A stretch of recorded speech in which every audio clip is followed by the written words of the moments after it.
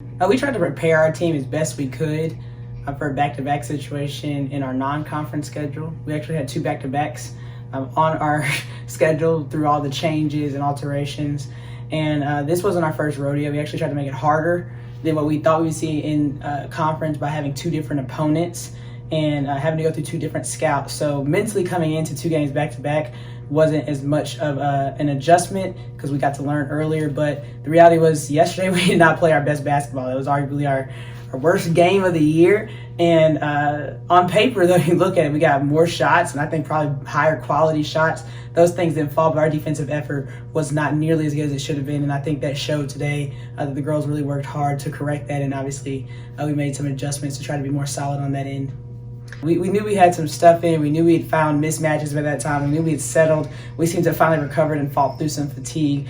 So we felt really good going into it as far as executing our stuff. You saw we got the looks that we wanted. We knew who was going to take the shot on their team to try to send to overtime. And she's made a tough shot. And we probably could have done better sending 2 to her and making someone else try to take the shot and win it. But overall, we got what we wanted. I would just have liked us to stay out of foul trouble, especially that overtime situation where we kind of lost the mismatches that we had and we had to play in a more even game, got behind and had to foul.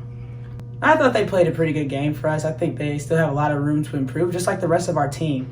The reality is they did a good job of finding those mismatches. We have to do a job of working outside of those things as well, as far as finding the open person in some certain situations and just continuing to move the ball a little bit better there. But they stepped up and made shots when we needed.